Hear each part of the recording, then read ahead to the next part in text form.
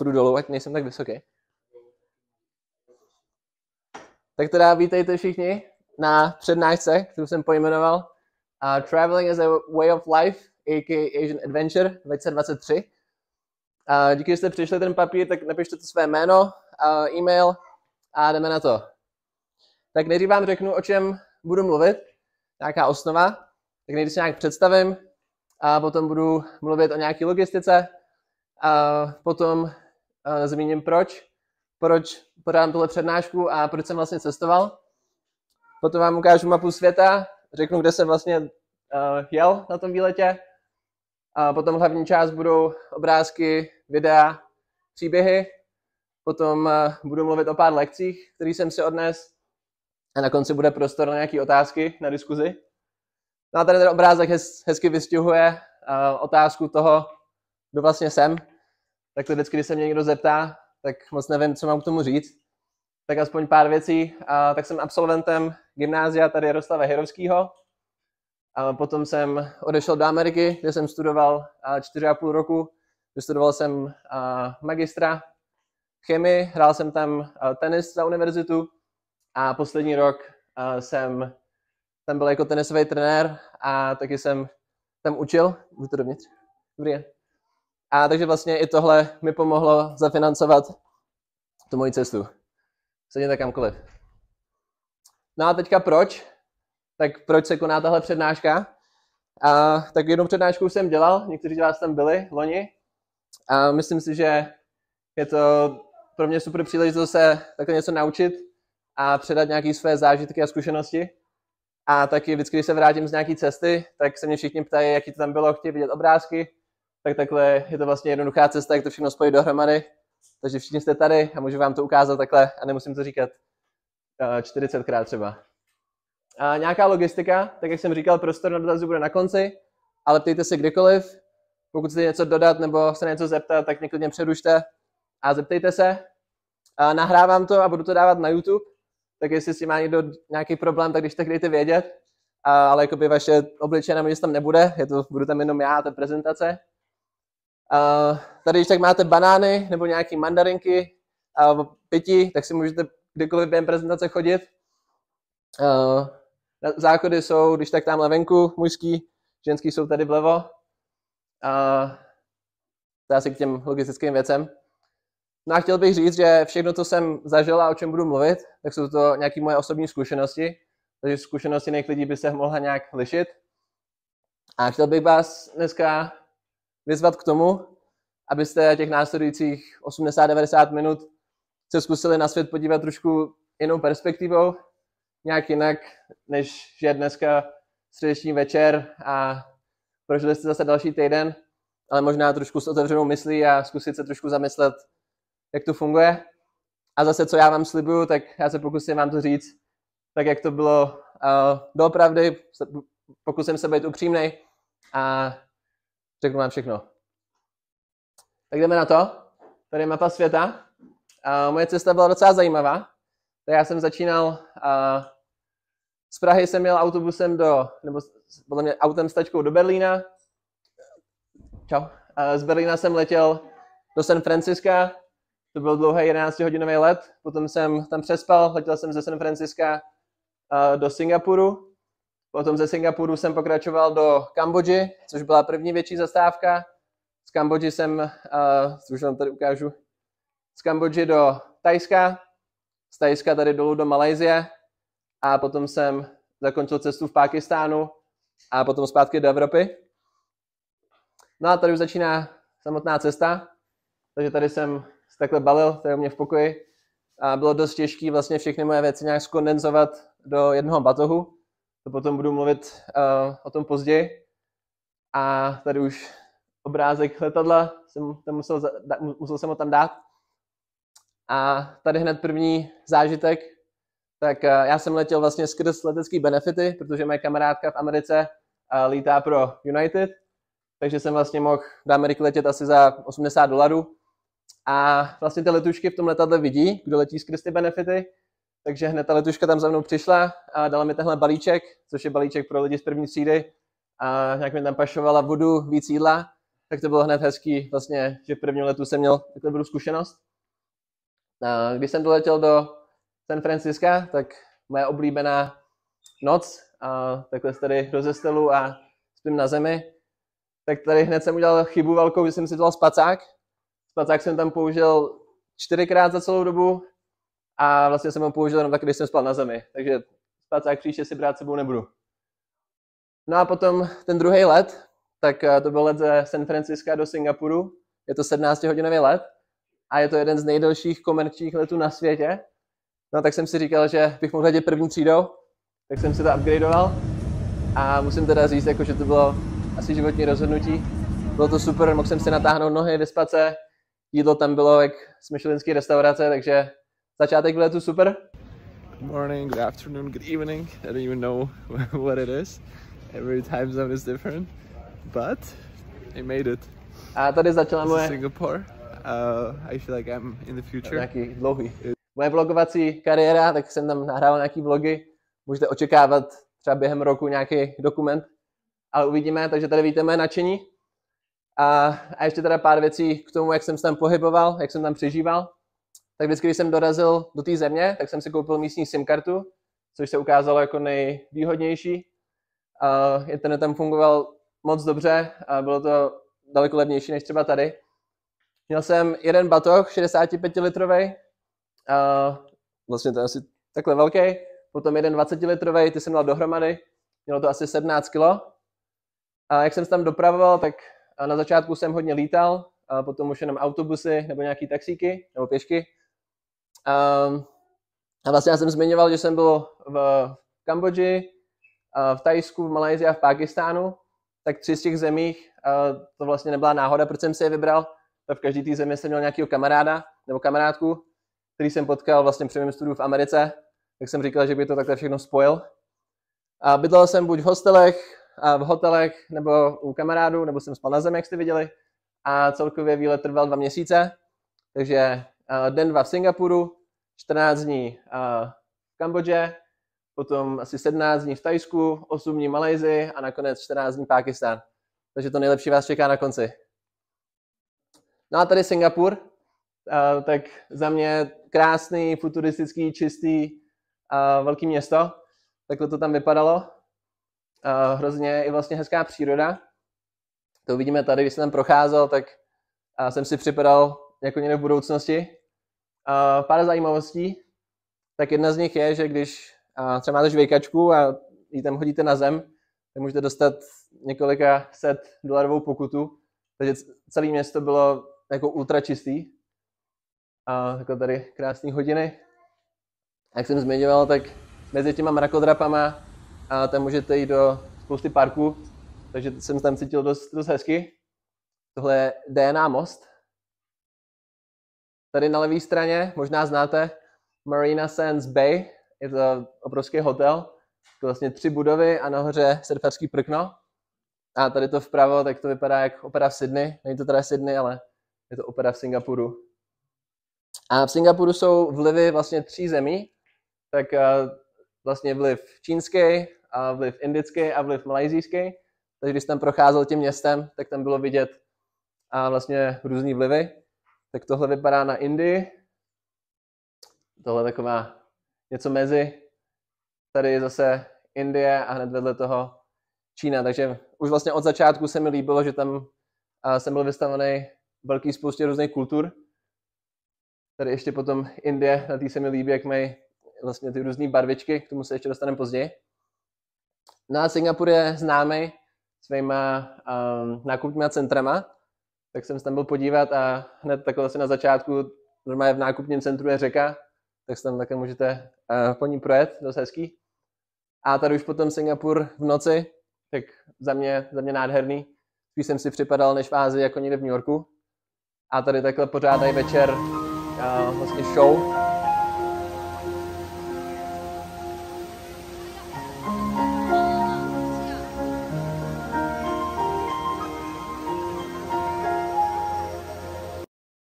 A tady potom ještě druhá, tak to jsem si připadal jak někde v Avataru.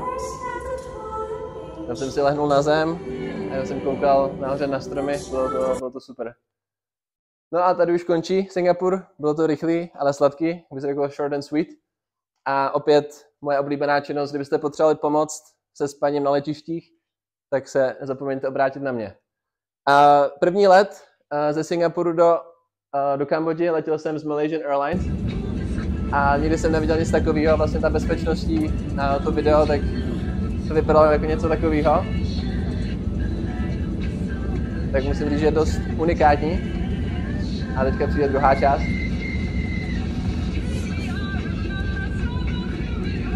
Tak když jsem nebyl úplně vyspalej, tak tohle mi udělalo úsměv na tváři. No a přivítání v Kambodži, tak tady vidíte Phnom Penh, to je hlavní město Kambodži, tak krásných 40 stupňů. A byl jsem tam vlastně v období největších horek, což je květen a červen, takže jsem si hned takhle začátku užil. A tohle je potom cesta z letiště. Tady vidíte tuk-tuk, takzvaný, jestli znáte, to je vlastně takový auto na 3 kolech, který tam používají k dopravě nebo jako taxík. A takhle to tam vypadá. Tak se zkuste vžít ulice v Praze versus ulice tady, tak je to trošku něco jiného. Tady potom kamarádka Chandara, tak tuhle jsem tam navštívil. A za ní je její bratr, který se jmenuje Září, nevím, jak to říct v kambodštině, protože se narodil v září. Tohle je bratranec, u kterého jsem bydlel, Sejha. A Sejha znamená srpen, takže oni takhle mají chytře pojmenovaný své děti, že vlastně, aby rodiče věděli, v jakém měsíci se narodili, tak je takhle pojmenujou. No ještě zmíním pár slov o první noci. Tak já jsem nebydlel v Kambodži v žádném hotelu, ale právě jsem bydlel u té kamarádky, i protože jsem chtěl si vyzkoušet, jaký to tam je autenticky. Takže samozřejmě žádná klimatizace, žádný záchod, žádná sprcha, musel jsem na sebe jakoby lejt vodu.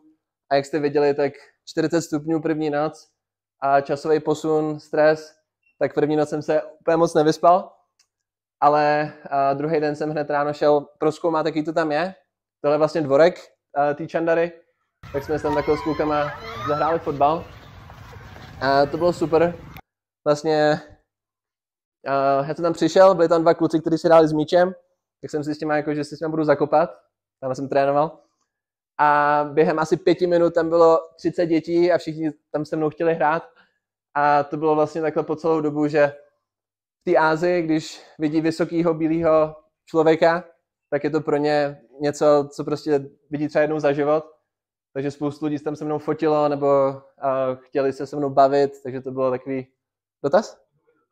No jasný, ptej se. Jo, smíšeně. První, co mi tam říkali, bylo, že oni mají Evropany, jakože nás obdivujou. Tam vlastně byli, myslím, že Francouzi a Britové dřív, takže nás objevují. Na druhou stranu nás nemají rádi v tom, že jakoby my jsme tam přišli, něco jsme je tam vzali, ale většina lidí jakoby vidí nás, vidí jakoby chodící peníze a vidí lepší životní styl. Takže takhle. Takhle tady, to je vlastně dům té Chandary. Nějaký motorky, tady takhle holky si tam hrajou, nehrajou si tam na telefonech, protože telefony nemají a hrajou si tam, ani nevím, s čím to je. No a tady se tam potom takhle jedlo, tak je to dost jednoduchý, snídaně, oběd, večeře úplně stejná. Rejže, kuře, rybí polívka, chili a okurka. Měl jsem to tam asi 40krát a vlastně oni tím, že tam jakoby nemají peníze nebo plodiny, tak tam jí víceméně jenom to stejný. Moje oblíbená vždycky činnost byla každý den tam koupit smoothie a chodit tam po tom městě. Tohle bylo za nějakých $0,5, 10-12 korun. A každý den jsem tam podle mě koupil jedno a během prvních asi 7 týdnů jsem mi průjem vyhejbal, což bohužel neplatilo pro celý výlet, k tomu se pak dostanu. Měl tam hodně levný pivo a tady potom vidíte, jak tam místní se stravovali. Tak tady jsme si vyšli teda na nudle, tak to byla výjimka.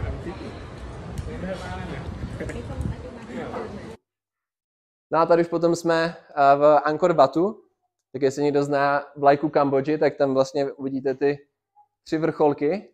Tak tohle je největší chrámový komplex na světě. Je to vlastně taková modla v té Kambodži. A takhle tam odsaď je tam krásný výhled. No a tady potom holčička. Normálně byl všední den. A nevím, jaká je tam gramotnost, ale vím, že moc dětí tam do školy nechodí. Spousta dětí tam pracuje pro své rodiče nebo pracují někde v továrně. A takhle vlastně, nevím, může jí být 10 let a prostě nám tam nosila jakoby celý den nějaký kokos nebo jídlo. A potom jsem se tam bavil s místníma, jaká je tam vlastně situace, co se týče jakoby otroctví a těchto věcí. Tak bohužel otroctví je tam úplně normální, jak s dětma, tak s dospělejma. A když jsem tam byl s těma místníma, tak to je jakoby šok, že prostě děti se narodí, neumí číst, psát, počítat a prostě jdou a musí pracovat. Potom, když dospějou, tak dělají to stejný. A myslím, že nějakých 80 nebo 90% lidí v té Kambodži neopustí svoji provinci.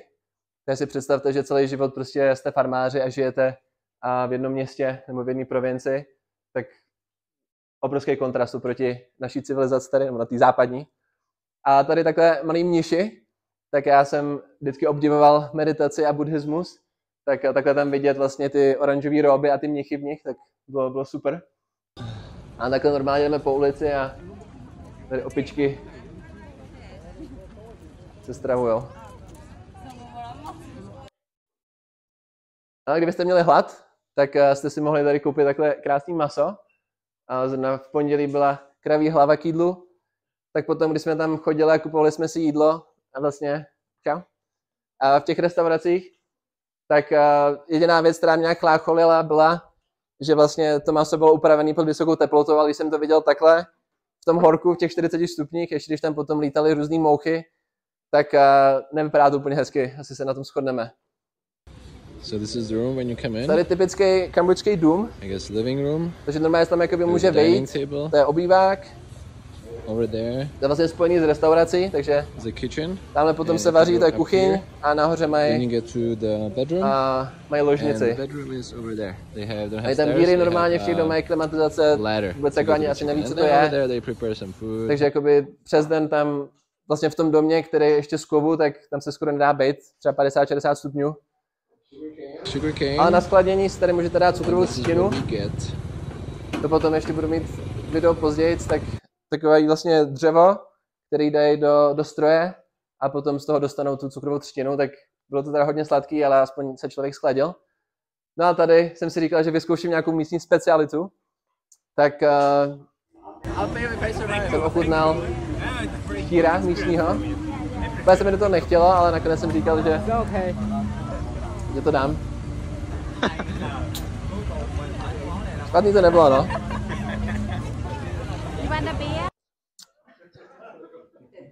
Tak tady byla asi první možnost, kdy jsem mohl umřít, protože vlastně štíři mají jedový žlázy, který kdyby ta paní vlastně neukrojila, tak bych tady už dneska nebyl. Tak trošku dobrodružství. Tady jsem ochutnával místní specialitu, rejži a fazole ve dřevě. Je to, vůbec nevím, co to bylo, ale chutnalo to docela dobře.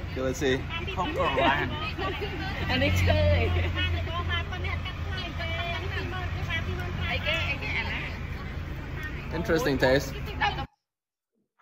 Jak jsem zmiňoval teda, takže buddhismus.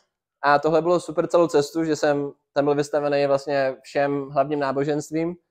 A takže tady buddhismus, potom v Malajsii, v Pákistánu hinduismus, hodně islám i křesťanství. Takže tady vlastně na tom buddhismu, všude tam měli sochy Buddhy, hrozně moc chrámů, moc fotek tam nemám, to by pořád bylo všechno stejný. A tady potom jsme v hlavním městě, to je ten Phnom Penh. A jak jsem vám ukazoval, kde vlastně byla ta kamarádka, tak ta bydlí třeba 10 minut jízdy autem tady od toho. Takže vidíte prostě obrovský kontrast toho centra a potom těch odlehlých částí. Takže vlastně tam ty hlavní politici vlastně mají ty peníze pro sebe a bohužel se moc s lidma nedělí. Takže tam vypadá takhle. Jak jsem zmiňoval, tak hodně soch Buddhy. No a vlastně tam jsou i mrakodrapy. Já jsem vůbec jako nečekal, že tam bude nějaký mrakodrap, tak jsem byl z toho šokovaný. Ale jak jsem zmiňoval, to centrum je relativně vyspělý, ale potom, když jdete do těch odlehlejších částí, tak obrovská chudoba tam. No a takhle tam funguje elektrické spojení, tak jsem si říkal, že tenhle drát je na internet pryč. No a teďka trošku budu mluvit o něčem trošku temnějším. Tak Kambodža má dost strašlivou historii. vlastně před nějakýma 40 lety. Tam byl Khmer Rouge, což byla armáda vedená Pol Potem, jestli znáte. To je jakoby jeden z nejhorších diktátorů v historii. A během, myslím, že roku tam zemřelo 15% populace. My jsme se byli podívat tady na ty místa, kde se to dělo. Tak to bylo dost mrazivý, když jsme slyšeli k tomu ten komentář. A takhle tam měli potom vlastně lebky lidí, kteří tam na tom místě zemřeli. Takže to je dost drsný, ale jak jsem říkal, i tohle je vlastně součást historie těch zemí. A to byl jakoby jeden z mých cílů se naučit co nejvíc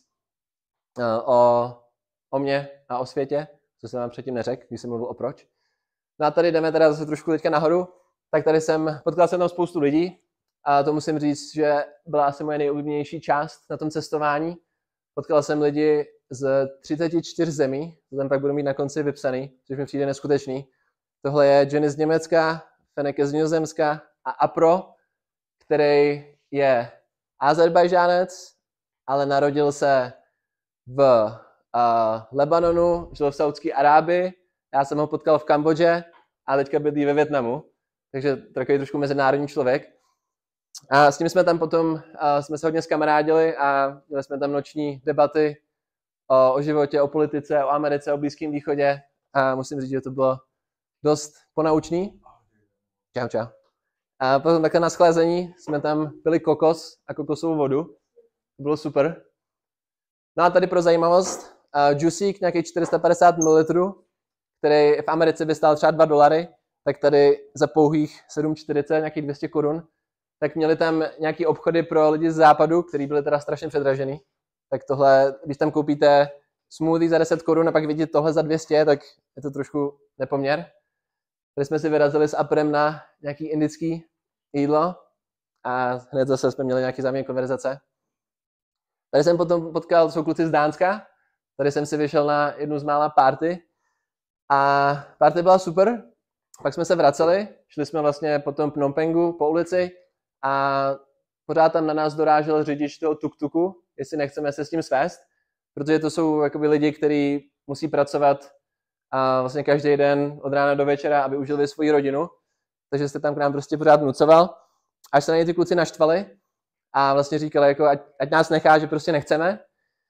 Nakonec jsme se dostali do diskuze, asi hodinový, bylo plně 2-3 ráno, seděli jsme tam prostě na ulici, na zemi a bavili jsme se o smyslu života a tady o těch věcech.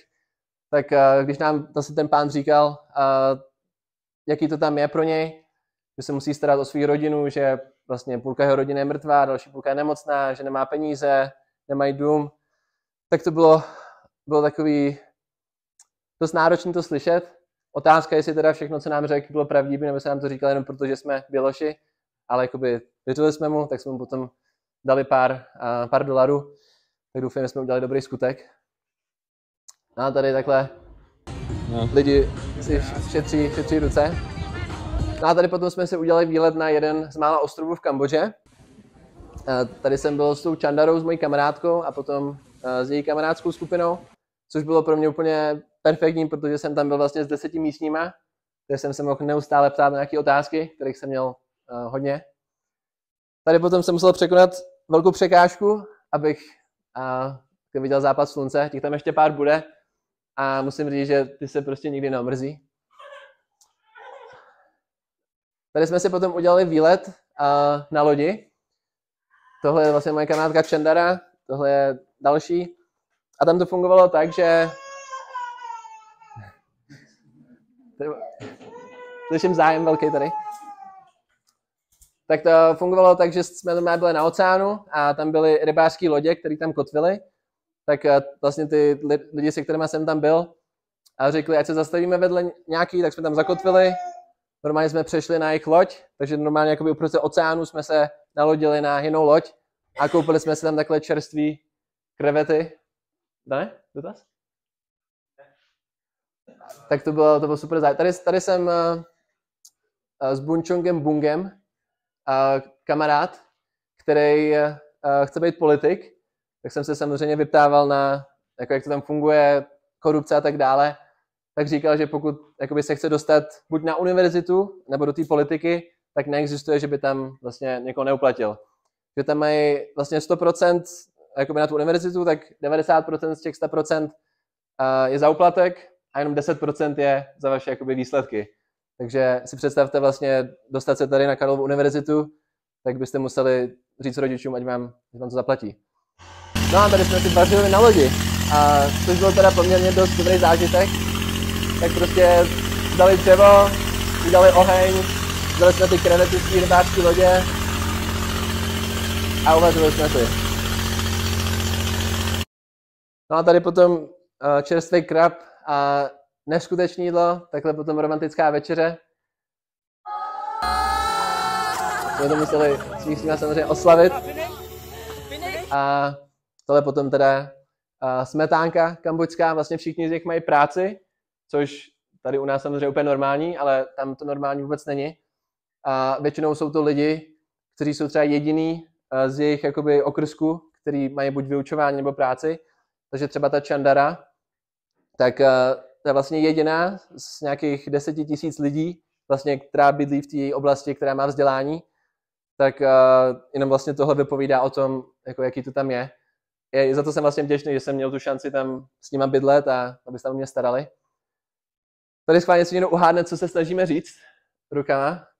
Myslím si, že to nikdo asi neuhádne. Tak my jsme byli, zase jsem potkal tam nějaký další cestovatele, byli jsme někde v restauraci, jak jsme se bavili a zjistili jsme, že 3 z nás 5 mají narozeniny všichni 7. června. Já se snažíme ukázat nějak June 7th, nevím ani jak. Tak si napište do kalendáře 7. června, byste mi nezapomněli popřát. Ano?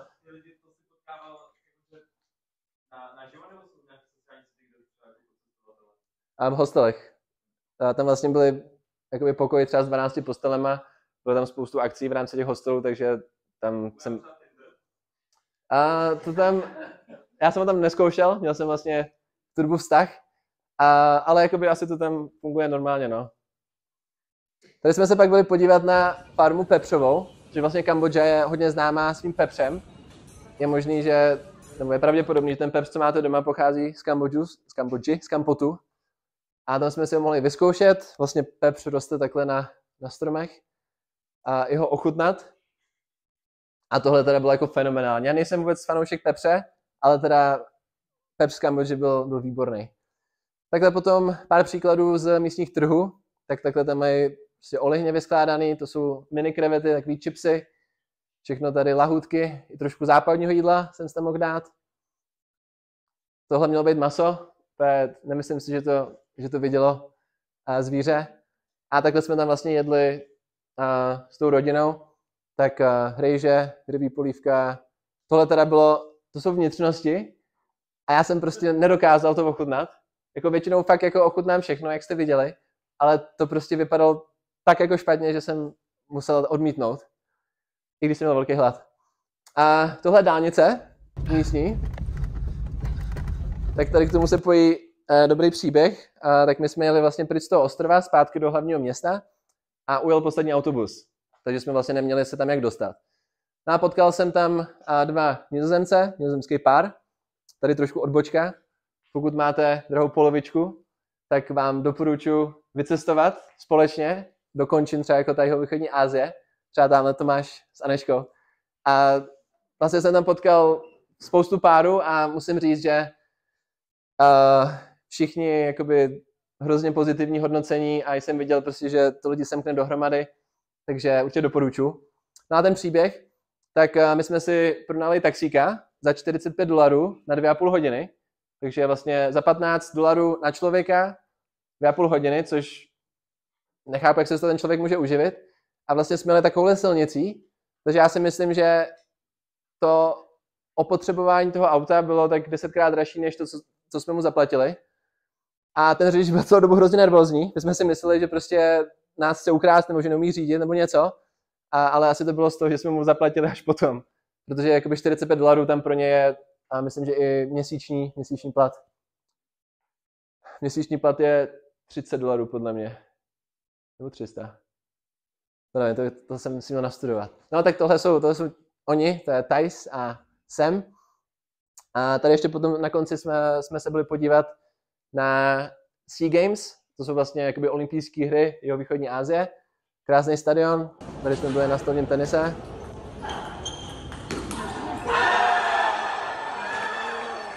No a tady potom na konci jsem si dal meditaci s Budhou, tak to byl takový horší moment pro mě a myslím si, že to bylo prostě moc ze všech směrů. Ještě jak jsem zmiňoval, tak byl jsem vlastně ve vztahu na dálku, což s posunem a tady s tím vším nebylo úplně jednoduchý, tak jsem se rozhodl, že prostě půjdu do nějakého chrámu, sednu a budu meditovat.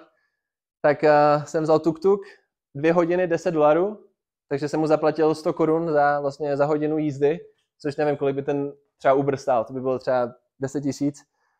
No a tady jsem sednul ve 40 stupních, 1,5 hodiny jsem tam meditoval a super, vyčistila se mi hlava.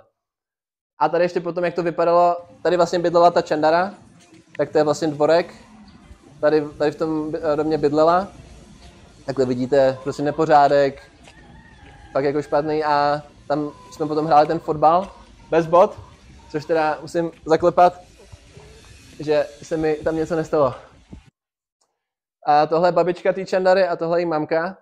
A tak až do dneška mi pořád píšou, kdy se vrátím, že jim hrozně chybím a teda jakoby velký poděkování a hrozně moc mi tam pomohli, starali se o mě, vařili mi a prostě vidět tam ty lidi, kteří prostě nemají nic, ale stejně tam mi to jídlo dají, stejně mi tam pomáhají, tak to bylo hrozně hezký. Jsem hrozně vděčný za to. No a potom Čandary, sestřenice. Jo. Jo, tak oni nabízí vlastně pár stipendií a je to program, který se jmenuje Jugrad a ona vlastně vyhrála jakoby jedna podle mě z té celé země, takže jsem dostala skrz ten program, což vlastně byli všichni ty lidi z těch zemí, co jsem potkal, všichni byli skrz ten program, takže jakoby stipendium a plně hrazený. Ještě byl dotaz tady? Já jsem si chtěl zeptat na ty domové baráky, říkal, že nemají sprchy a takové věci, vodovod asi taky nemají, že jo? To mají. Takhle tam voda. Ale no, jakoby sprcha, takže sprcha fungovala tak, že byl kbelík s vodou, tam přijdete, vezmete na vás, pak trošku mejdla a no prostě příjemný to nebylo, no. Tady potom jsme si vlastně volali s Honzou, tak tady vidíte moji oblíbenost, tak vlastně jsem tam, když jsem byl venku, tak jsem tam neměl jakoby ani minutu pro sebe, takže vždycky tam někdo se ochomejtal, někdo se natáčel a tak dále. No a tady už jsem jel potom na letiště, jestli si vám všimnete něco podezřelého na téhle fotce, tak já jsem jel tím tuk-tukem jako normálně a najednou jako vidím za mnou nějaký jako tělo. Jsem si říkal, jo, co to je? No normálně syn toho řidiče tam prostě spal jakoby na tom malém prostoru, úplně jsem si říkal jako, co to je? No, jihovýchodní Asie nebyla dělaná pro lidi, co mají víc než 180 cm, takže jsem tam dost trpěl s tímhle. A tady potom jsem se přesouval z Phnom Penhu do Bangkoku a tady potom dolů až ke Kuala Lumpur.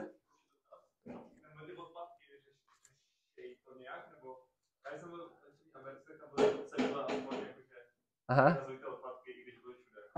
No, řeší to tam tak, že vezmou, hodí to na zahradu a takhle se tam řeší, no. Takže jakoby odvoz odpadků, nic takového tam není.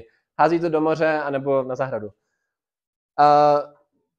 Super věc, kdybyste někdo chtěl založit nějaký biznis v Česku, tak vám doporučím si udělat franšízu 7-Eleven, prodávat tam tyhle jakoby předhotové jídla a vlastně můžete jít do toho obchodu, koupit si tohle jídlo asi za $1, oni vám to tam ohřejou, dají vám příbor k tomu koření a tohle teda byla za mě asi jako nejoblíbenější část a v tom Thajsku jídlo, prostě pořád jsem do sebe ládoval tady ty věci, bylo to výborný a nepřešlo se mi to. V Bangkoku, teda, kam jsem letěl, tak tam je známá party ulice, Khao San, tak hned první den jsem tam vyrazil. Tak možná z nějakých filmů znáte jakoby Bangkok, jak to tam vypadá, jak divoký to tam je. Tak jsem chtěl otestovat, jestli to tam fakt takhle vypadá, nebo je. A bylo. No a tady Pákistán. Tak já jsem si zapomněl v Česku udělat vízum. Nějak mě nenapadlo, že bych asi musel mít dopředu. Tak jsem potom musel řešit vízum z Bangkoku. Naštěstí ale mě pozvali na ambasádu. Tam byli chlapi odstřelovači, musel jsem tam projít kontrol, ptali se mě na všechny možné otázky, ale nakonec jsem vízum dostal. Takže výlet může potom pokračovat. Tady jsme byli na Muay Thai. Potkali jsme Steva Aokiho, jestli někdo z vás zná, DJ. a takhle to tam potom vypadá, se kluci připravují a potom jdou do sebe. A moje zase oblíbená činnost a koupit si jídlo, nějaký smoothie, pivo, sednout si na zem s kamarádama a jenom pozorovat ten noční život a užívat si toho jídla. Super. Tady potom pár obrázků k místním trhům, tak tam koupíte úplně všechno, cokoliv potřebujete, stačí říct a koupíte to tam. Ovoce, ryby, to myslím, že je krokodýl, prase, další věci. Takhle tam prodávají jakoby věci normálně tohle je teda řeka, tak takhle starý paní dělají to celý život do 80-90 let, prostě každý den tam dělají ty párečky, pak to prodávají. A i vlastně zvířata, což tohle ještě není úplně jakoby špatný, ale tam třeba jste viděli ty rybičky, tak prostě ve 40 stupních tam mají jako takhle rybičky, chudáky. A vlastně ty podmínky, jakoby, jak se tam starají o zvířata, tak jsou dost katastrofální. A vlastně i v té Kambodži, tak když jsme jedli, když jsme třeba měli kuře, tak tam nebylo skoro žádný maso. Prostě všechny zvířata i na ulici byly prostě strašně hubený, tím, že tam prostě neměli co jíst, což bylo hrozně zajímavý. Tohle je potom místní atrakce, jmenuje se to The Train Market. Je to vlastně trh, a kde máte normálně jakoby prodávají věci na kolejích a jednou za pár hodin tam jede vlak. Takže oni všichni ty lidi, co tam to prodávají, jak se musí zbalit, všechno dát pryč, potom nechají projet ten vlak a zase tam potom dají zpátky. Vidíte teda, že nejde úplně rychle, tak... ale je to hezká atrakce. No a tady potom jsme jeli tuk-tukem a ty tuk-tuky v Bangkoku byly asi tak 10krát rychlejší než v Kambodži. A tady musím říct, že jako doprava v jihovýchodní Asii byla úplně jako strašná. Myslel jsem si, že prostě umřu několikrát, nakonec teda zase za klepu jsme to přežili, ale pak tady ještě uvidíte Pákistán a ten teda jako to trumfnul.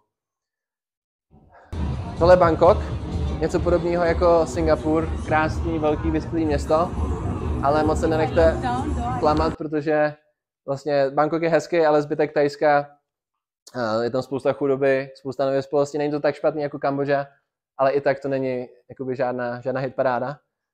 Tady zase jsem potkal nějaký kamarádky, tady kamarády, byli jsme na pivu. Tady bylo super, vlastně já jsem pár měsíců předtím jsem byl navštívit kamaráda v Bosnu a tady jsem měl vlastně na sobě tričko Harvard, tak tady kluci za mnou přišli, jakoby jestli tam chodím a ne, jenom jsem byl kamaráda. Tak oni jakože tam studujou, tak zrovna byli teďka v Bangkoku na nějakém Harvard MBA internshipu, tak potom jsme tam takhle spolu vyráželi po večerech. A já jsem měl v Bangkoku být jednu noc, nakonec jsem tam zůstal nocí 8, tak to asi říká něco o tom, jak moc se mi tam líbilo. No chrámy, tak to bych mohl mít klidně celou prezentaci takhle vlastně chrámovou. Mám tady jenom takhle jednu fotku. Tohle je Wat Pho v Bangkoku, nádherný, prostě stavby, stovky let starý. Tohle je potom Královský palác, někteří z vás možná znáte, nebo jste tam byli, tak taky moc hezký. Všude sochy Budhy, tohle je jedna z nejvyšších, ne nejvyšší, ale jedna z nejvyšších, tady opět. A i tohle bylo vlastně hezký v tom, že, jak jsem zmiňoval, tak rád medituju a cítím jakoby nějakou náklonnost k buddhismu, takže vlastně cítit tam tu tradici bylo moc hezký, takže vlastně tohle byla součást nějaké mojí cesty. No a tady se mi přihodila super taková náhoda. Tak my jsme byli v Kambodži, tady s kamarádkou, to je Noa z Izraele, a ona si zapomněla plavky. Tak mě poprosila, jestli bych je vlastně z hostelu přivez do Bangkoku. Tak já jako jo, jasný, budu v Bangkoku za pár dní, vezmu tě. No tak jsme se viděli v pátek a ona se mě ptala, jestli mám plány jakoby po zbytek dne. A jakože že nemám. Tak říkala, ať jdu s ní na šabat, což je vlastně židovský svátek. A každý pátek v každém velkém městě na světě mají v nějakém hotelu nebo v nějaké restauraci prostě večeři. Takže mě tam pozvali, dobře jsem se najet, potkal jsem tam další Izraelce, vyšli jsme si ven a potom v rámci takové jedné sázky jsme se dostali nějak k tomuhle.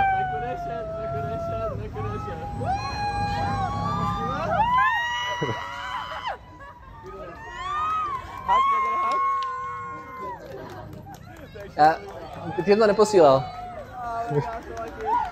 Samozřejmě nám tam místní gratulovali a věřili nám to. Jak jsme se tam udělali z nich trošku srandu. Happy camping! Oh my god, so happy. Tady vidíte, šok. No tak zase zpátky do reality. A takhle tam normálně jsme tam chodili a vidíme prostě mango a chili tam růst. Tak byl jsem tam vlastně na jednom výletě v tom Bangkoku, kde nás vzali do těch trošku horších částí. Tak bylo zase hezký vidět ten kontrast mezi tím hodně luxusním Bangkokem a tím trošku méně vyspělým. No a tady jsem musel dát obrázek. A nějaká rozlučka se svobodou, tady kluci tam zašli na masáž. A tohle potom je leaderboard. Tak vlastně v těch hostelech, tak tam se hodně lítalo a jezdilo za party a za alkoholem. Takže tady byly nějaký vlastně challenge, že musíte vypít několik panáků, něco takového. Takže vždycky na prvním místě byla Anglie. Ty tam jako byly úplně ze všeho nejlepší v pití. Tady bohužel teda Česká republika není, ale chtěl jsem tak jenom pro zajímavost, že to cestování může vypadat i tak, že letíte do hostelu, a večer jdete na party, ráno se probudíte ve 2, ve 3, a jdete k bazénu, pak jdete na druhou party a takhle tam děláte neustále. Tak to úplně nebylo mým cílem. Existuje, no. Vlastně byl jsem v jednom a špatný to není, ale jakoby záleží, co je cílem člověka na to cestování. Tohle je kamarádka Jenny, která vlastně byla 2 dny před tím odletem, tak se mě zeptala, jestli nechci někam na výlet. A já jsem byl už trošku jakoby plnej toho velkého města, tak jsem říkal, že bychom mohli vyrazit někam do přírody. Tak jsme vyrazili do Národního parku a stala se nám taková vtipná událost. A tady jsme zapomněli zaplatit, tak nám vlastně ten recepční psal, jakože v 10 večer, jakoby jsem si říkal, proč mi jako píše, návod, jako, že jsme zapomněli zaplatit, tak jsem si říkal, jako pardon, ty $4 za ten pokoj, tak mohl bych vám to dát. Here we are. I said I'm not gonna do it, but we did. Tady jsem porušil svoji menší zásadu. Říkal jsem, že si tam nepůjčím motorku, ale nakonec jsme si tam půjčili. Ale teda ne ve městě, tohle byl vlastně mimo ten Bangkok. Bylo to relativně bezpečný. The drive has been really nice. Všechno v pohodě. There's my driving partner. Let's see how it goes. No a tady potom teďka se připravte na hodně přírody. Tak takhle tam jsme byli v kempu a takhle jsme měli spoustu kamarádů. A teďka... Hello? Jo, to byl záchod. A byli jsme tam v džungli, pak jakoby v džungli, spali jsme tam ve stanech v džungli, mezi opičkama, mezi jelenama, pak jsme tam vyšli na nějaký hajky a teda co jsme viděli, tak bylo úplně fascinující. To jsou motýly, ani nevím, co je tohle. Takový malinký pavouček, to je moje čepice, takže ten pavouk může být dost velký. Houby, tady ty cikády byly strašně hlasitý, možná jste slyšeli v tom prvním videu. Jenom tam procházet tou džunglí, to prostě hlasitá hudba, hrozně hezký. Opět velký pavouk. A tohle za mě asi nejhezčí fotka, co jsem udělal za svůj život. Myslím, že to je váška, takže v angličtině je to dragonfly. A teda jakoby musím říct, že příroda taví víc než my, moc hezký. A tady ještě potom, jestli někdo víte, co to je, tak řekněte.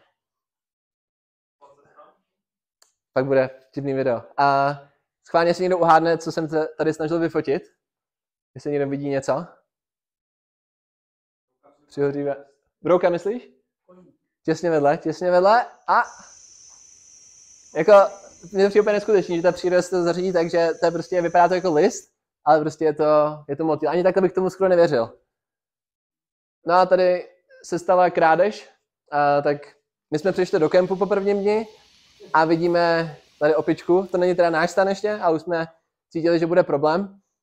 No a tady hříšník, tohle je můj batoh. Takže on prostě přišel k mému batohu, nějak si ho otevřel, nechápu jak, a sněd nám zásobu jídla na všechny 3 dny. Tak naštěstí potom v tom Národním parku se tam dalo kupovat jídlo, ale vlastně takhle první den nám to všechno sněd. Takže dost zajímavý. Tady nevím, jestli to bude vidět, ale měl jsem tu čest s krokodýlem.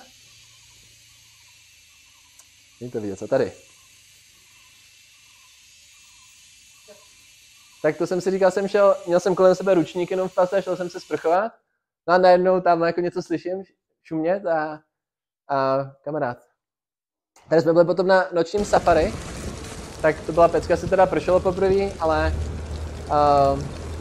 hodně jsme to viděli, ptáky, srny, jeleny, sovy, tak vlastně nás tam takhle vzali na střeše na 4x4 a jeli jsme. A zase jsme tam potkali, tohle je pár zase z Nizozemska, ty už byli na cestě 14 měsíců, byli v Jižní Americe, potom byli v Africe, teďka jsou v Ázii a jakoby za mě hrozně inspirující, tak zase jsme se jim vyptávali, jaký to bylo, kde byli, jak cestujou, jak se mají a tak dále. A tady už potom jsme se loučili s papaja salátem a teda s tu Jenny.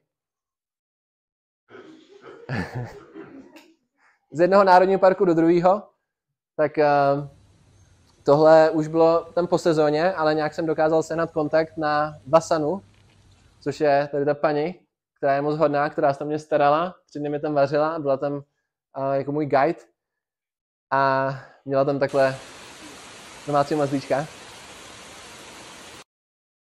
No a tady Dane, tak zodpovím tvou otázku, tak tohle není nějak nahraný, měl jsem tam vlastně ten tripod a koupal jsem se a najednou prostě mě tam něco štíplo, jsem se bál, že mě něco atakovalo, tak jsem rychle běžel pryč a no nakonec v pohodě, měl jsem tam jenom nějaký pupínek. A tady do Třetice, národní park, tak tady jsme spali uprostřed vlastně divočiny, tam nebyl signál, což bylo super, že vlastně den jsem si vyzkoušel být bez signálu. Spali jsme tady na těch chapkách, které byly plující na vodě. A bylo tam teda hrozně komárů, takže to byla trošku nevýhoda. A zase odměna po náročném dni, krásný západ slunce. No a tady, jak jsem říkal, tak tohle teda jsou data tady z mého prstenu. Nedělám žádnou reklamu, ale tím chci říct, že tady vlastně vidíte vlastně 64 ze 100, to úplně dobrý skóre. Tím, že vlastně občas tam nespal úplně dobře, ať to bylo špatnýma podmínkama, nebo nějakou únavou, nebo posunem, nebo stresem. Takže ty věci možná vypadají hezky, ale jako ne každý den to tam bylo úplně růžový. No a tady bylo 29. května a předpověď říká, že bude pršet do 18. května, že nějakých 330 dní, že tam vlastně má pršet, tak nevím, jestli tam byla chyba. Ale byl čas se podívat na jeden ostrov, na Kolipe, což je malinký ostrov, 1,2 km, na kterém nejsou žádný auta. A tady jsem se bál o svůj život asi úplně nejvíc. Tohle teda ještě na začátku cesty, potom už tam horší videa nemám, protože jsem nemohl natáčet. A tohle byl jeden z posledních trajektů na ten ostrov. Tady vidíte proč, protože počasí už je horší, jsou vyšší vlny a je velký nebezpečí, že se ta loď může převrátit. No a na konci cesty nikdy jsem neviděl víc lidí, kteří by byli bledý, modrý a kteří by zvraceli. Půlka lodi, fakt přísám půlka lodi prostě tam zvracela. A já jsem po asi 3 minutách, když jsem tak jako, vzal jsem si teda poprvé v životě vestu, dobrovolně, tak pak jsem se tam jako modlil a přemýšlel jsem nad tím, co udělám, až se ta loď převrátí, jako jestli poplavu dopředu, dozadu nebo doleva. No a po pár minutách, když jsem si říkal, že ten kapitán asi jako ví, tak jsem si pustil své nejbližší písničky, dal jsem si sluchátka, což teda tam s tím kejkláním nebylo jednoduchý.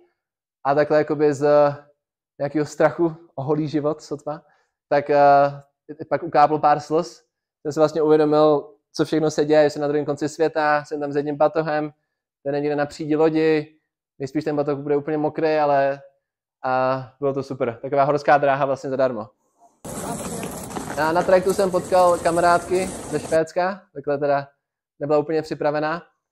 A největší atrakce toho ostrova byla Madame Juhu, což je tady ta paní, která se nám takhle snaží prodat donaty a má tam svou restauraci a ta restaurace se jmenuje Juhu, protože když tam jdete, tak ta paní na vás jako křičí Juhu, Juhu, pojďte si něco koupit. Tak byla dost roztomilá. No a na rozlučku s kamarádkou jsme si takhle udělali romantickou večeři.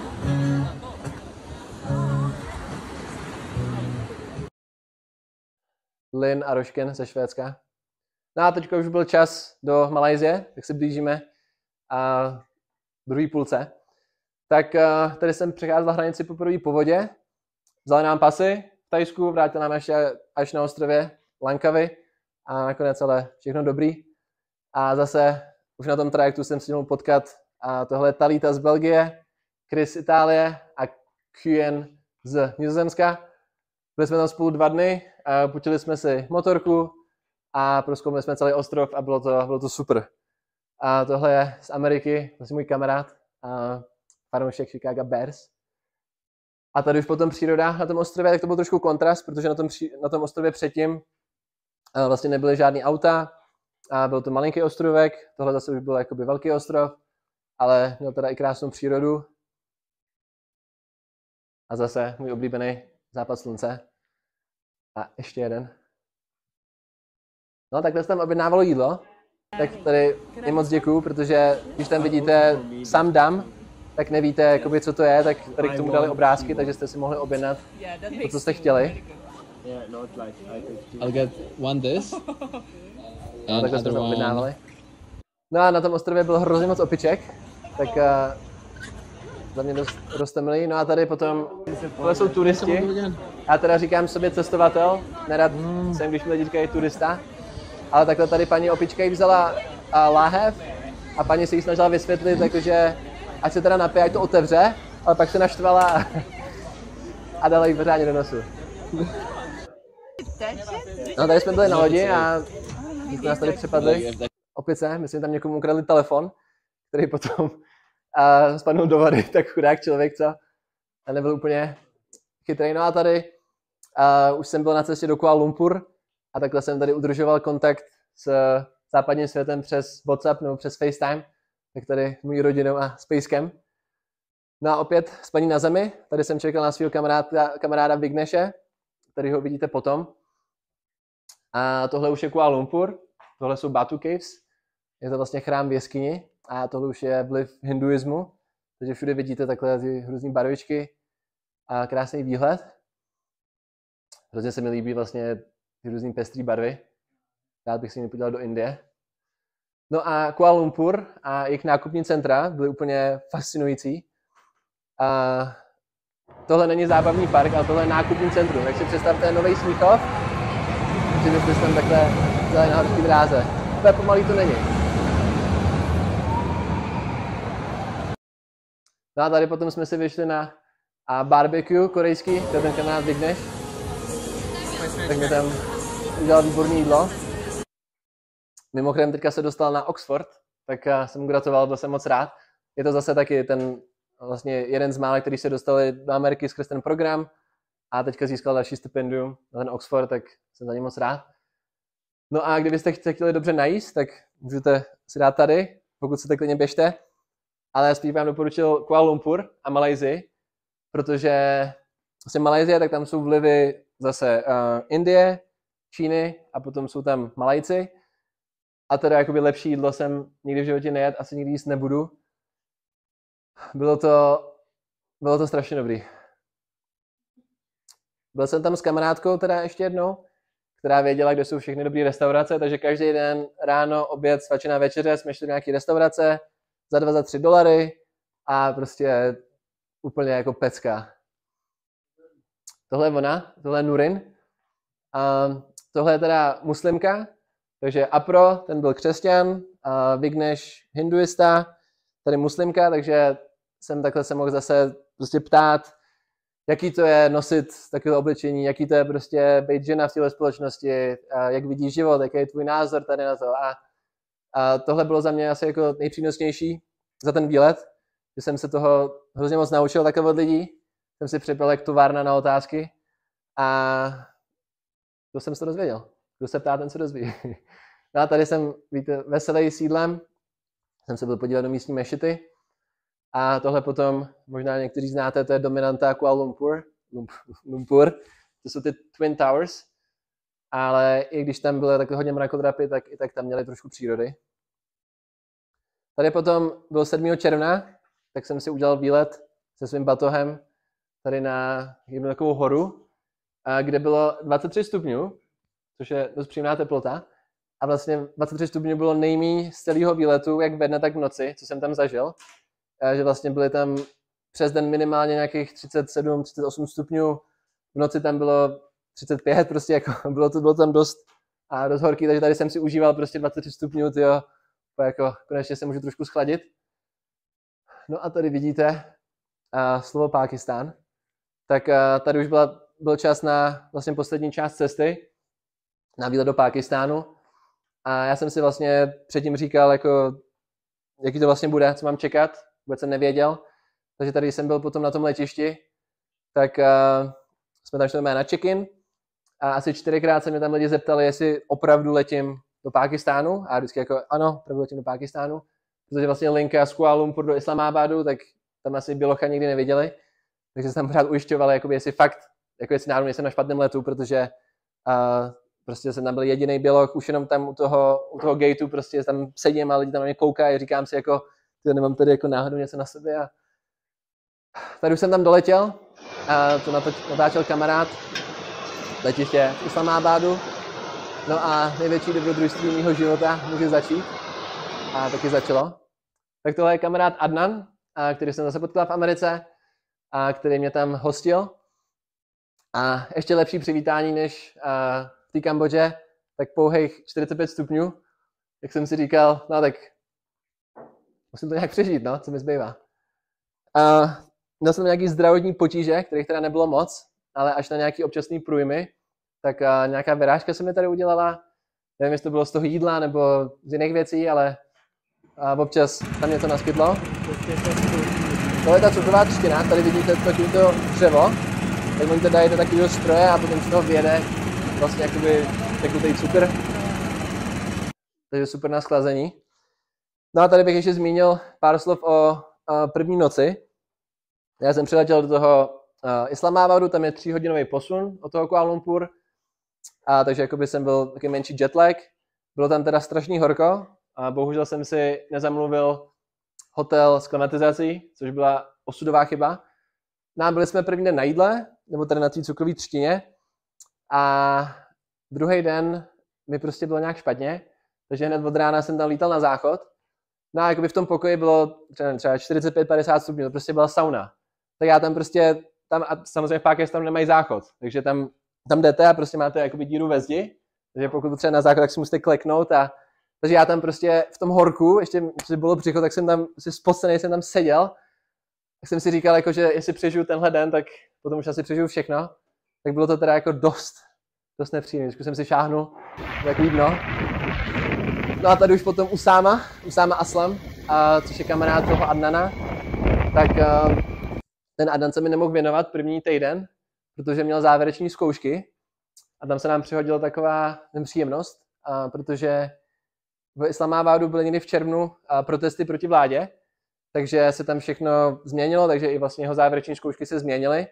Tím pádem jsme museli posunout data, musel jsem si přesunout let a vlastně první týden musel zařídit on nějaký kamarád jeho, který se tam mě postarají. A teda v tomhle musím říct, že lidi vlastně z Pákistánu se tam o mě postarali úplně neskutečně. A tohle vlastně byl ten Usáma, který mě tam ráno naložil na motorce, celý den se tam o mě staral, vozil mě, kupoval mi jídlo, odpovídal na moje otázky, vzal mě na ty úplně nejlepší místa. Tady neskutečný curry a tohle je ten jejich chleba, hroty. No a vzal mě třeba na univerzitu, takže tady jsem na místní univerzitě, prostě s místníma vrstevníkama a to je prostě super. Takže tady jsem se ptal, tady vidíte těch obleky, prostě takhle v tomhle chodí do školy a tady prostě s holkama, jakoby vidět takhle jakoby holky z země jako Pákistán, bavit se s nima, to je prostě příležitost jako hrozně cenná, zajímavá. To je zase jsme tam bavili prostě o životě, co si oni myslí, chtěli by se vrátit do Pákistánu, respektive chtěli by ho opustit, nebo chtěli by tam zůstat. Hrozně zajímavý. Výborně. A tak teďka zkusím vyzvat vaše nějaký hlubší já. Tak si představte, jak tady máme spoustu párů, takže jste se dali dohromady tak, že vám vaši rodiče ukázali fotku.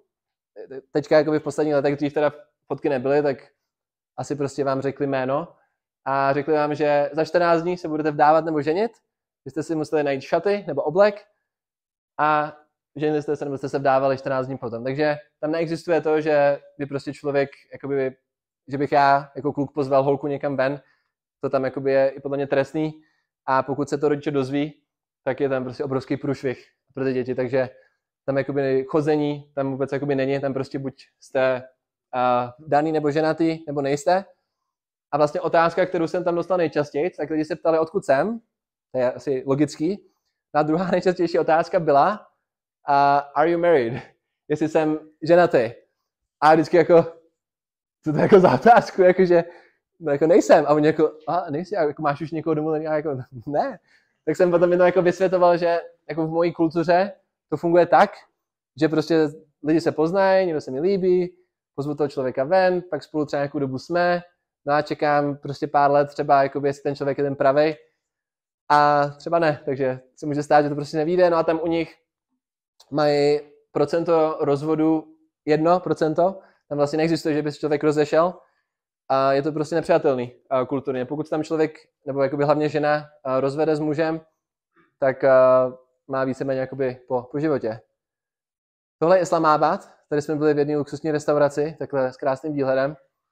A tohle byla jedna z mých nejoblíbenějších nocí. Super jídlo, super společnost.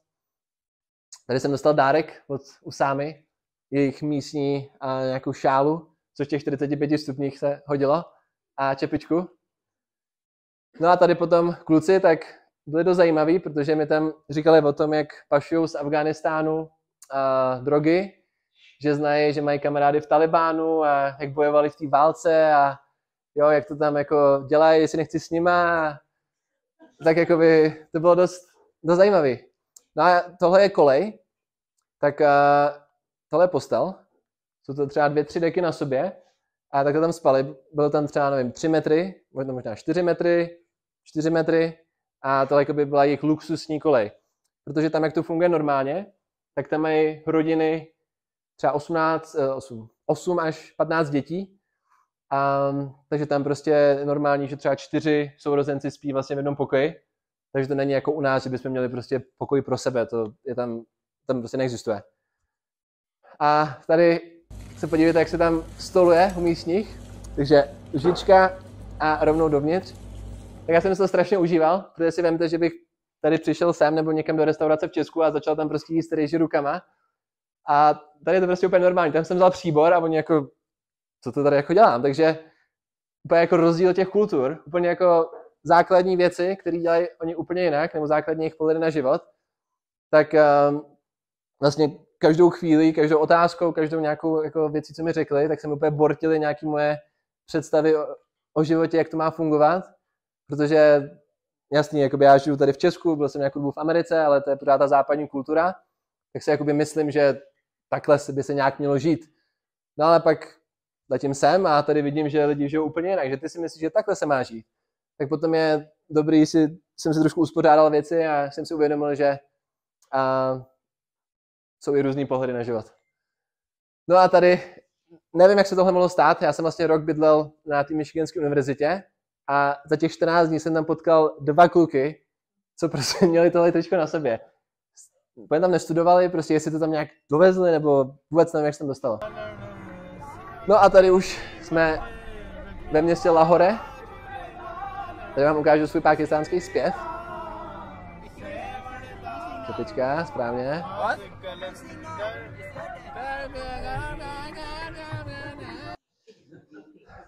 A tohle je Sajid, tohle je Hamza. A těm jakoby patří strašně velký díky, protože to jsou kamarádi toho Adnana, který jakoby pořád měl ty zkoušky, tak mě vlastně skontaktoval s nima. No a oni bydleli v Lahore, což je druhý největší město v tom Pákistánu. 20 milionů lidí, takže 2 České republiky do jednoho městečka. A ten Hamza to tam prostě znal. Úplně jsem byl šokovaný, on tam jezdil bez navigace. Prostě představte si, že ve 20 milionovém městě on jezdí bez navigace, takže to jsem byl jako hezký. No a ty mi ukázali úplně všechno. Od trhu, od slamu, k tomu se pak dostaneme. Ale díky nim jsem tam měl prostě úplně jakoby 100% autentickou zkušenost Pákistánu.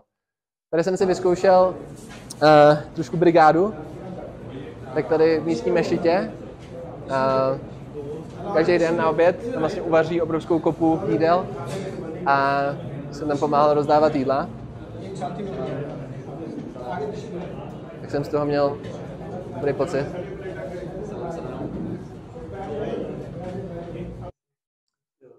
Tady jsem byl nějak koukal jako v pohodě, ale když jsem tam jakoby chodil po ulici, tak se jakoby nestalo, že bych tam mohl prostě normálně jako projít a byl bych jako nepostřehnutý. Vždycky prostě lidi se koukali, třeba tipnu si třeba 80krát za tu celou cestu jsem prostě požádal o fotku, že tam jdu a prostě tam z jedné strany jeho fotka, se tam cítil trošku jako celebrita, to pak myslím, že bude video potom.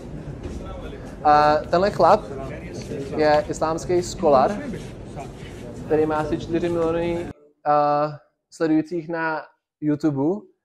A tady ten Hamza mi domluvil setkání s ním. A vlastně to, že, jak tady vidíte, jsem se s tím podal ruce, tak to je vlastně jakoby sen spoustu lidí z toho Lahore, že vlastně normálně jakoby se k němu nemůžou dostat, vidíte ten můj oblek. A tenhle chlap postavil celou tu mešitu, investoval do toho peníze a vlastně každý den tam pro chudý lidi rozdává ten oběd. Takže jakoby stovky tisíce jídel každý den, tam prostě lidi přijdou, bezdomovci nebo lidi, kteří prostě nemají peníze na jídlo a jdou se tam najíst. Tak si představte prostě, že máme něco takového v Praze. Nemáme, prostě lidi tady, máme dům, máme teplo, máme klimatizaci, máme jídlo, máme tyhle věci, ale tam prostě žije 200 milionů lidí a 199 milionů lidí prostě nemají dům. A teď vám ukážu, a ještě ne teda, za chvilku, kde bydlí. Takhle se tam vyrábí ten jejich roti, ten jejich chleba. Takhle to tam hlupne do pece. A tady teda už David alias celebrita. Tak tady jsme v místní mešitě a tam chodili. Tady jsem na obrázky, na fotky. Tady mám krásný místní, nevím, jak se mu říká. No pro ně je dobrý se takhle vyfotit se mnou, dát to někam na Instagram, protože to hrozně jakoby vyboostuje jejich sledující. Takže ten Hamza neustále se mě tam natáčel, prostě já jsem tam já jsem tam jenom seděl a on pořád tam jakoby s telefonem a jako třeba nech mě prosím tě 5 minut o samotě. Tady třeba tohle video, který si chtěl natočit on, takže nám jako řek, ať jako jdeme někam a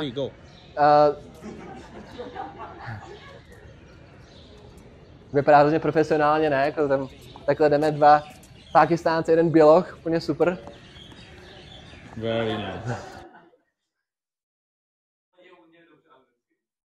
Některý jo. No, co bylo hrozně zajímavé, tak já jsem v Pákistánu rozuměl víc, než třeba když jsem bydlel nějakou dobu v Polsku, protože oni mluví urdsko-anglicky, oni mají oficiální jazyk angličtinu a hovorovou určtinu, ale normálně jakoby v tom hovorovém prostě nějaký slova jakoby občas řeknou anglicky. Já jsem vždycky jako věděl aspoň o čem ta věta je, což bylo prostě car, a takže jsem vždycky jako věděl, o čem se baví. A tohle je Indie, tak jsem se málem podíval do Indie. Tohle je Vaga, hranice. Indie a Pákistán jsou už několik desítek let v neoficiální válce. Mají tam spor o Kašmír, což je nádherná hornatá oblast. No a mají mezi sebou takovou tradici, že každý den v 5 hodin je tam modlitba a jakoby soutěž mezi Pákistáncema a mezi Indama. Takže tam vlastně tohle je hranice. Z indické strany tam jdou vojáci a z pákistánské strany tam vojáci a dělají tam takhle jakoby vystoupení. A potom ty lidi, ty fanoušci, tím jsou hlasitější, tak potom tím jakoby ta země může vyhrát. Jedna ze soutěží tam je, jak dlouho vydržíte jako a vždycky vyhrál Pákistán. Dotaz?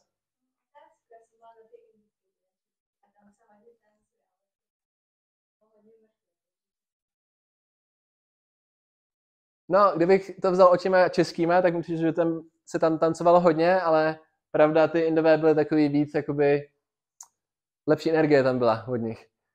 No a tady tohle, já jsem si myslel, že tohle je nějaký billboard. My jsme šli jakoby k té hranici, to je prostě třeba 2 kilometry, tam se nesmí autama, jsme šli prostě pěšky. Já jsem si říkal, tam, proč tam mají billboard, to vypadá jako, že jsou tam lidi, ale to snad nejsou lidi. No a prostě to jsou lidi. A ta indická strana, ten stadion byl asi 20krát větší než ta pákistánská, takže i tohle hovoří o tom, že ten Pákistán prostě je chudej. No tady jsem si vyzkoušel chvíli, jaký to je být místním, tak dokonce jsem splynul, protože na severu Pákistánu jsou hory a tam jsou jakoby vlastně běloši, takže jsem lidi mysleli normálně, že jsem Pákistánec, tak jsem si přivezl samozřejmě ten úbor domů. No a takhle jsme se tam stravovali. To je ten Sajid a Hamza, když tam mě starali. Neskutečné jídlo, fakt jako hrozně dobrý, samozřejmě bez příboru, tak vždycky jsme si ukryli kousek toho chleba do pusy a dobrý, ale všechno bylo pálivý. Ale jakoby i sladké věci, i prostě pití, všechno, nevím, jestli se chtějí jakoby schladit, nebo jestli jim to chutná, ale všechno bylo prostě pálivý. Tady jsem zkoušel místní specialitu. But let's try it.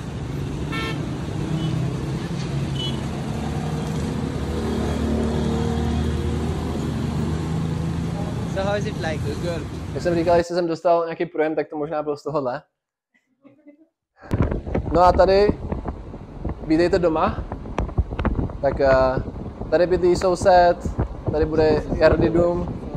To je prostě normálně jako, to je dům, to jsou slamy, kam mě vzali vlastně ty místní. Tak oni když se mě ptali, kam chci, tak já jsem říkal prostě ukažte mi to nejhorší v Pákistánu, jakoby to nejvíc autentický. A oni vzali do slamu a dokonce jsme se tam bavili i s místníma. Tak jakoby tohle byla English? Tohle byla zkušenost. Pakistani. Okay, आप खुश हैं? Okay. I'm asking, are you happy? Tak vidíte mužky, tam pak k tomu řeknu. Yes? Yes, you can see the smile on their आपको faces. देख के हम बहुत खुश हो गए What do you say? We got happy to see you. very happy to see you. I'm also happy to. वो कह रहा है मुझे भी खुशी हुई है आपसे मिलके. Thank you. No, takže jsme tam zastavili a jsme se s nimi popovídali. A jakoby mě zajímalo, jako, jestli jsou ty lidi šťastní. Jakoby oni tam jako fakt nemají nic. Tam mají jakoby deky, a v létě tam mají horko, v zimě tam mají 0 stupňů, tak tam mají prostě hroznou zimu, fouká jim tam. Asi neviděli v životě telefon, jakoby neví, že existuje vůbec nějaká jiná země, asi nikdy neopustili jakoby tu jejich část. Tak jsem si jako říkal, jako, tak jsou to prostě, já jsem člověk, oni jsou člověk. Tak se mě hrozně jako zajímalo, jak to oni vidí. Tak jsem se tam prostě ptal, jako jste šťastný, nebo jako chtěli byste prostě víc peněz nebo něco. A prostě jak tady, vidíte na jejich obličejích, tak v té Kambodži, tak prostě jsem dospěl k závěru, že ty lidi jsou šťastnější než my tady. A jakoby objektivně tady máme daleko víc peněz, daleko víc prostě domů a tady toho všeho, ale prostě jsem o tom dost silně přesvědčený, že lidi tam jsou prostě šťastnější. Proč? A myslím si, že si váží toho, co mají, když toho moc nemají, že nechtějí pořád víc a víc a víc a že prostě drží při sobě, což musím říct, nebo můj osobní pocit, že třeba mi přijde, že Češi a úplně to tady moc jakoby necítím. Přijde mi, že spousta lidí si mezi sebou závidí a hodně jsme negativní. Když se někoho zeptám, jak se máte, no to je práce, to je špatný, počasí, blbý, ale prostě tam lidi jakoby si řeknou, jo, jsem zdravý, prostě je to super a vidí to pozitivní. My tady spíš hledáme to negativní, co se mi třeba líbilo jakoby i na Izraelcích, jak jsem byl na tom šabatu, tak tam bylo 300-400 lidí v jednom patře a prostě tam jsem jako cítil prostě pozitivní energii, což jakoby tady v Česku není úplně jakoby důkazem. Takže tady potom jsme byli v bazénu, tak tady kluci byli prostě nadšený, kluci, kterým bylo 15 až 20 a prostě mají ten bělocha, no pojďme si dělat videa, pojďme se vyfotit. Takže to byl i pro mě super zážitek. Tady vteřiny před koncem světa a zrovna přicházela ne sněhová, ale písečná bouře. Nakonec jsme to nějak přežili, ale vypadnul proud, což jakoby není nic nenormálního. Tam každý třeba 2 až 3 hodiny, na půl hodiny vypadnul proud.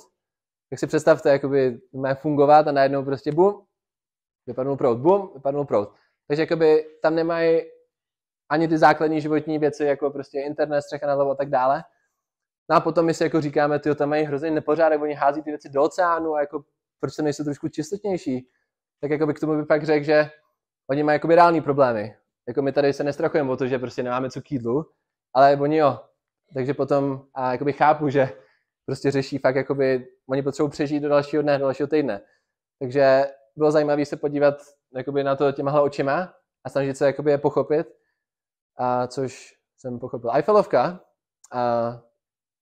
No a tady teďka zase jdeme trošku dolů, tak jak tam oni zachází se zvířatama. Takhle tam vozí zvířata. Myslím si, že se jim to úplně nelíbí kravičkám. A tohle bylo chvilku po Ramadánu, což je svátek muslimský. A potom je tam svátek Eid, ve kterém oni obětujou vlastně zvířata, jakoby Alláhovi. a potom to jídlo rozdají lidem, kteří jakoby nemají peníze. No a samozřejmě jakoby předtím si ty tam musí nějak koupit, takže jsou tam obrovský trhy, kde jsou tisíce, desetitisíce zvířat. Prostě takhle tam normálně jsou vedle sebe, vy tam přijdete, tady chci krabičku a berete. Bylo to strašný, bylo to asi nejhorší zkušenost. Bylo tam strašný horko, strašně prachu, nemohl jsem tam dýchat.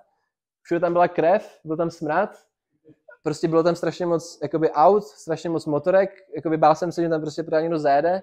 A fakt jsem jakoby, jako často jsem, že prostě jo, v pohodě, jakoby bude jako dobrý. Ale tady fakt jako jsem říkal, hele, pojďte kluci, to je prostě to je jako moc. No a takhle tam mají dopravní prostředky, tak tady se kovají aspoň hezky k tomu koníkovi. Tohle je, jak to říct v češtině, trak, tak tam nemají prostě jakoby, že jedete a vidíte prostě nějaká Škoda, prostě tam jedete a mají tam ozdobený ty jejich traky, což bylo prostě nádherný. Tam jedete po ulici a tam prostě taková deka, pak tam mají třásničky, hrozně hezký barvy, tak to by tady v Česku úplně nebylo ke škodě. Ale nevím, kdyby tohle někdo udělal, jestli by ho třeba zastavili policajti, asi jo. Tohle je potom místní trh.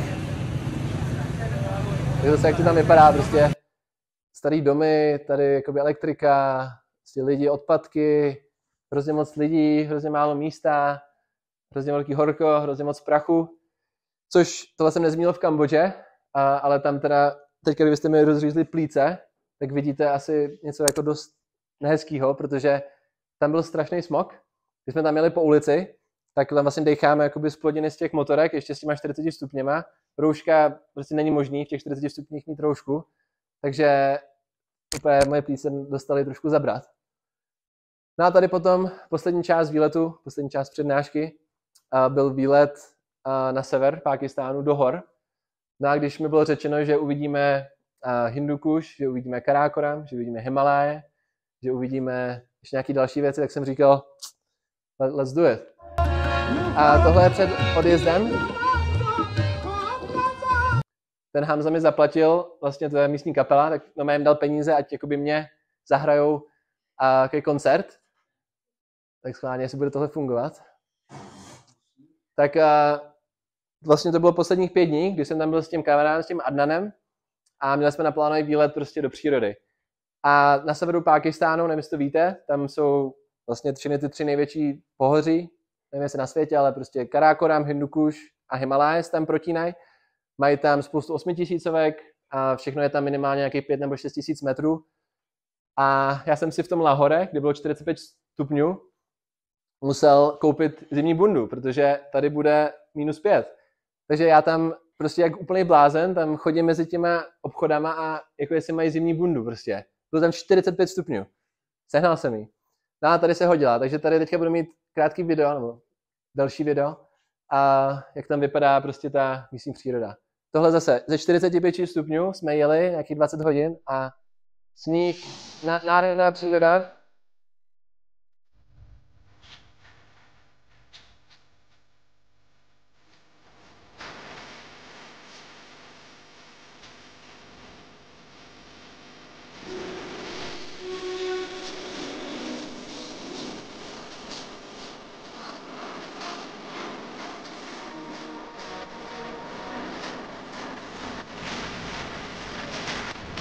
Byla to tam jezdit. Tak jako v Thajsku a v Malajsii. A tam koukět.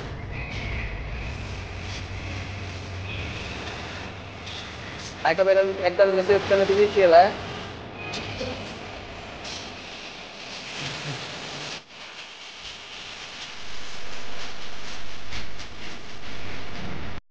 No tak Pákistán, možná tam budu mít pár videí, ale, nebo určitě tam pár videí budu mít, jak se tam jezdilo, tak držte se. A zase místní dálnice, tohle je, teď mi padlo jméno, je to cesta vlastně z Pákistánu do Hedvábná stezka. A já si myslím, že to je řeka, ale prostě tady normálně jakoby jezdí. Byl červen, takže tam roztával sníh a prostě jedem. Tak to tam vypadalo a to je další část dálnice, tady to je trošku lepší. Měli to tam jakoby takhle čerstvě teďka udělaný. Tady dost originální, kluci tady vytesali vlastně díru do ledu a tady, když jsme chtěli nějakou limonádu, jsme si mohli koupit. Tak to tleskám. To je jedna z věcí, které se mi hrozně líbila na těch lidech, takže oni dokázali využít vlastně všechno, co měli. Třeba kokos. Tak nejdřív rozřízli, vypili, snědli, pak z toho dřeva něco udělali a pak to spálili. Takže prostě z jedné plodiny mají 4 nebo 5 různých jako úkonů. Tady prostě vidíte něco podobného. Takže tady zase kousek od 40 stupňů, tak tady mají prostě mrazák normálně vedle silnice. No tady kluk by měl být ve škole, ale není ve škole. A zase prostě v Pákistánu to bylo asi ještě horší. Tady prostě děti pracují, farmáři, nebo tady přenáší něco. Tady potom se stala taková nehoda. Tady jsme se zasekli, protože spadla lavina na silnici. Takže tady jsme potom takoby 2 kilometry dopředu prostě autobusy v řadě. No a Pákistánci nejsou úplně patient, kdo mi poradí v češtině, trpělivý. Takže oni prostě místo, aby tam nechali jakoby 2 liny, tak tam udělali jakoby, chtěli 4, že 2 nahoru, 2 dolů. Tak se to zaseklo úplně. Takže my jsme potom tam čekali až do večera, nějakých 5 hodin, aby jsme potom projeli, tady vlastně byla ta lavina, takže takhle tam prostě normálně nám tam pomáhali se tam dostat. Prostě představte si, že jedete někam na sněžku a prostě musíte si projít tady tím, jako jenom to být za tím volantem, já jsem seděl vedle řidiče a jenom to být prostě na tom předním sedadle a vidět prostě, jak tam jezdí, jak to tam funguje, jako jenom tohle byl zážitek. No a za 5 dní jsme strávili nějakých 60 hodin v autě, nějakých 12 nebo 15 hodin denně, které jsme tam jakoby v autobusech jsme tam hodně nasadili, pak už něco bylo zadek, ale ty výhledy byly prostě hezký. Asi nikdo neuhádne, co to je za horu. Taková nenápadná a je to 9. největší hora na světě, takzvaná Nanga Parbat, tak 8126 metrů. Já jsem byl úplně unešený, prostě vidět jako 8000, tak prostě bylo úplně jako neskutečné. Je to vlastně druhá nejvyšší hora v Pákistánu po K2, takže v Pákistánu je druhá největší hora na světě.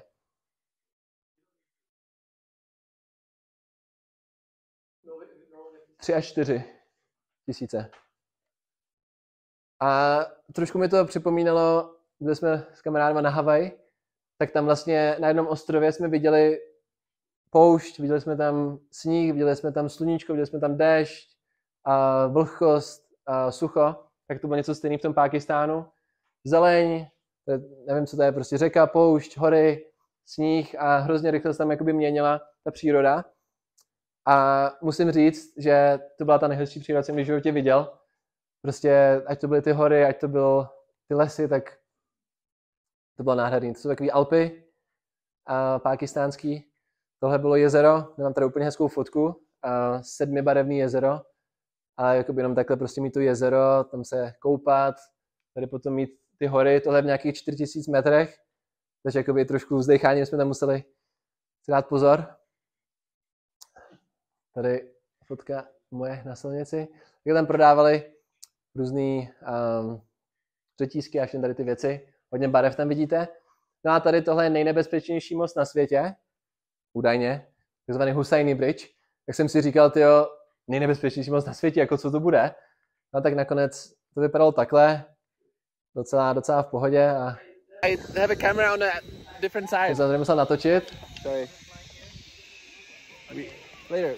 You can be on the video. We are crossing this bridge. Trošku dobrodružství, no. Oh my god, okay, I should put the phone back in my pocket. No a tady, jak jsem zmiňoval, tak nejsou úplně fanoušci přírody. Tak tady nějaký sušenky a 1, 2 a 3 obaly. Nevím důvod. No a tady, kdo uhádne, co je tady v té láhvi? Nějaká limonáda, ne? Taky bych si tipnul. No tak je to voda. Takže to je prostě voda z vodovodu, tohle je voda kupovaná. Tak jsem se dával velký pozor, abych vlastně pil jenom tu vodu balenou. A kdybych se napil podle mě tohoto, tak druhý den budu běhat zprava doleva. No a tady potom vlastně nejdelší část toho našeho výletu byla za náma. Tohle je Čína. Byli jsme se podívat na pákistánsko-čínské hranici, což je nejvýše položená hranice na světě, kde je vlastně silnice. Je to nějakých 5100, teď si nejsem jistý, to je plně 4600. No takže tady už konečně v té bundě, bylo tam asi -10, tady fotka s kamarádama. Tak jsem tam vlastně přišel nahoru, špatně se mi dechalo, tak jsem sednul, dal jsem Wima Hofa a super. Tak jsem tam odsaď, některým z vás jsem tam i nahrál nějakou zprávu, tak to bylo super. No a tady odstřelovač, tak kluci zase, oni se mě ptali, jestli s těma nevyfotím, tak já jako samozřejmě, jasný kluci, není problém. Oni tam s těma zbraněma prostě. Tady jsem se snažil zjistit, I have a question. Is your jestli name Djokovic Roger nebo or is it Federer Novak? je nejlepší hráč na světě. Roger or Novak? Tell me. How many Grand Slam titles do you have? No tak zase ta příroda, zvířata, bylo tam to hodně. Tady jsme si udělali nějaký čaj. Vlastně to je ten pákistánský čaj, chaj. Tak jako výborný. Tak vám doporučuji to někdy vyzkoušet, jakože lepší jsem nikdy moc neměl a fakt jako oni tam vaří, mají tam nějaký koření, mají jejich recepty a hrozně dobrý. Tak to tam pak lejou.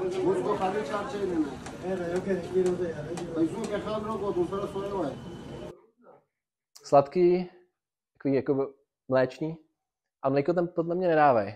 Takový hrozně jemný, sladký a jemný. Jsem asi ne.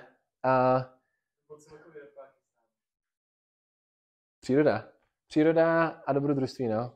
A jakoby tam hodně lidí tam jezdí do té přírody, že tam třeba jakoby na hajky týdenní, tam na tom severu, že tam si můžeš vlastně pronajmout člověka, který ti vlastně vezme věci a jakoby spí tam s tebou. Takže něco takového by se mi třeba líbilo, že tam prostě ta příroda tam úplně jako, tam chodíš 5000 metrech po těch vrcholcích a máš tam lidi, kteří ti nesou zásoby, takže kvůli tomu tam lidi lítají.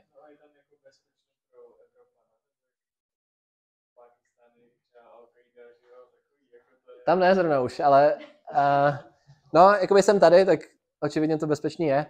No, tady bych řekl, jako, a jakoby skoro nevěřím tomu, že to říkám, tak lidi v Pákistánu byli ty nejhodnější, co jsem kdy tak jako v životě potkal. A fakt jsem se tam cítil bezpečně. A nevím, jestli to bylo tím, že jsem prostě běloch, že jsem vysoký, nebo že jsem muž, ale prostě v pohodě, žádný problém, mě vždycky pomohli. Potom jsem tam měl poslední noc, před odletem jsem tam měl problém, protože jsem neměl peníze. A byl jsem sám v tom městě, protože jsem musel sehnat nocleh. Ten kamarád už odjížděl domů a já jsem měl jakoby svůj let druhý den. A všechny hotely byly plný a samozřejmě já jsem prostě neměl peníze. Tak jsem se tam potom prostě ptal místních, jakoby, jestli nemůžu u nich přespat. No a normálně prostě, jo, jasný, tak vzali motorku. Na motorce mě tam odvezli prostě domů, přespal jsem a v pohodě. Takže tohle jakoby v Česku úplně nevidím, že by se tady stalo. No a tady zase nějaký místní, jsem si tady musel dát pár fotek, prostě hrozně jako příjemný, tam prostě jdete, lidi se vás tam ptají, jsou hodný, usmívají se, prostě to je jako krásný, že když tady jedu ráno v metru, prostě tam lidi jako sedí a vypadá to, že vás jako chtějí zabít. A tady potom cesta dolů, tohle bylo neskutečný. A Babusar Top, nějakých 4000 metrů zase, tam jsme si udělali jako ohýnek. A vlastně tím, jak to bylo hodně nahoře, tak bylo krásně vidět na hvězdy. Bohužel můj iPhone není úplně kvalitní v tom, takže ale i ten iPhone zachytil jakoby tolik hvězd, což normálně nezachytím nic, ale jakoby to bylo, já jsem si myslel, že vidím prostě nakonec jako z vesmíru. Prostě tolik hvězd a tento mléčná dráha, fakt jako kvůli tomu jezdí lidi do Pákistánu. No a tady ještě poslední jezení rukama, jsem si to užil. Tady to tam láduje do sebe. No a tady se nám přeřál motor, takže jsme jeli a najednou červený světýlko, tak jsem říkal, aj, to bude průšvih. No a tady pán prostě zastavil, někde sehnal jakoby hadici s vodou a prostě kropil motor, který se přehříval vodou. Takže až příště budete mít problém, tak víte co. A normálně to zafungovalo. Normálně pak měli nějakých 10 hodin zpátky do toho Islamábadu a pak to fungovalo. Tady vidíte světýlko, jsem to nekecám. A prostě Pákistán. Tady další. A jeli jsme a najednou prostě vidí svýho tátu, tak prostě uprostřed silnice zastavíme a prostě na autobus, lidi tam sedí v tom a prostě to no. Čau tati, jak se máš? No a tady vám ukážu své dance moves. Tohle teda je česká písnička, tak oni jim zahrajou nějakou českou, ale je to teda pakistánský tanec. A takhle jsme tam tancovali.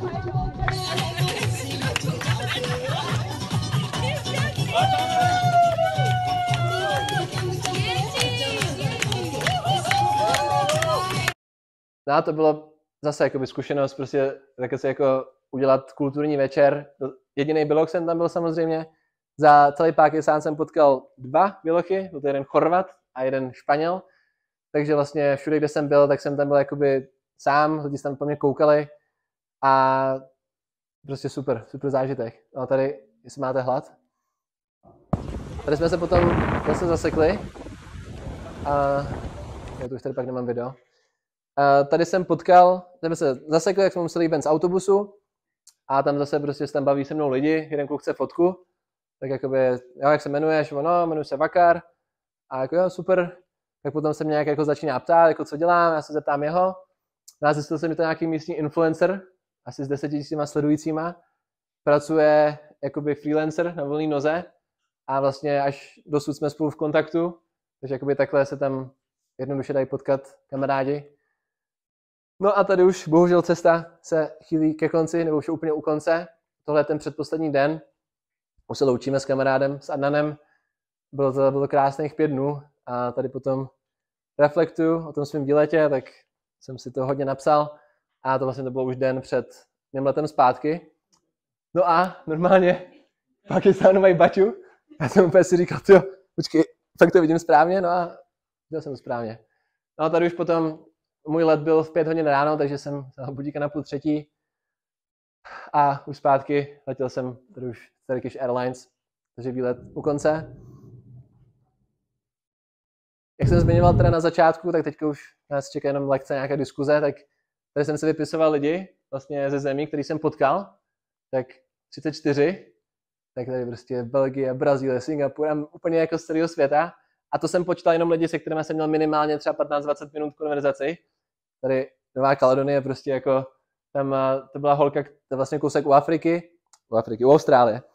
A surfařka a říkala, že prostě covid tam došel až někdy v roce 2022, že byli prostě úplně odříznutí od světa a prostě potkat jako lidi takovýhle typu, tak prostě bylo jako zajímavý. No a tady už teda nějaký lekce, tak aby jsme to trošku zaobalili, tak jakoby bylo to dost jako hustý, drsný, bylo to fakt hodně intenzivní měsíce, tak asi jakoby největší lekce bylo nějaké jakoby zpřítomnění. To myslím tak, že jsem tam vlastně viděl tu chudobu, ty hrozný podmínky, v čem lidi žijou, ale za to, že jsou lidi šťastní, tak jsem moc jakoby nevěděl, co vlastně jako si z toho vzít. Tak jsem se jakoby dost nějak musel ponořit dovnitř a trošku filozofovat. Takže tím jsem podle mě se dost naučil a tím vlastně tou chudobou a vlastně jakoby ještě tím vztahem, tak jakoby dost věcí jsem řešil. Rozšířil se mi vědomí a doufám teda. A vlastně tím, že jsem tam viděl hrozně moc věcí, zbavil jsem se s hrozně moc lidma, přijde mi jako, že teďka dokážu trošku více podívat na tu věc z perspektivy. Jenom třeba jedna věc od toho APRA, tak když bydlíte na Blízkém východě, tak to trošku přeháněl, ale přijdou k vám, dají vám pistoli k hlavě a musíte jim říct, který náboženství prostě jste. Buď jste křesťan, nebo jste muslim, ale že prostě tam to funguje prostě takhle tradičně, že nějaký jakoby teďka vlivy, co jsou z Ameriky, že prostě to je pro ně úplně nesmysl, že vidí nás Evropany teďka, jako že tady děláme hrozný kraviny a prostě vidět to trošku z jiné perspektivy, tak to bylo dost zajímavý. No a na čem opravdu záleží, tak myslím si, že to je láska a jsou to vztahy. Tak to jsem tam dospěl skrz vlastně ty konverzace. Vlastně když jsem viděl ty lidi, kteří prostě nemají nic, nemají kariéry, nemají domy, nemají jídlo, nemají prostě Instagramy, nemají tady ty věci, ale prostě mají sami sebe a chovají se laskavě k sobě a že to nějak funguje, tak jsem říkal, jo, že možná tohle jakoby by mohlo dávat nějaký smysl. Takže taková teorie jenom.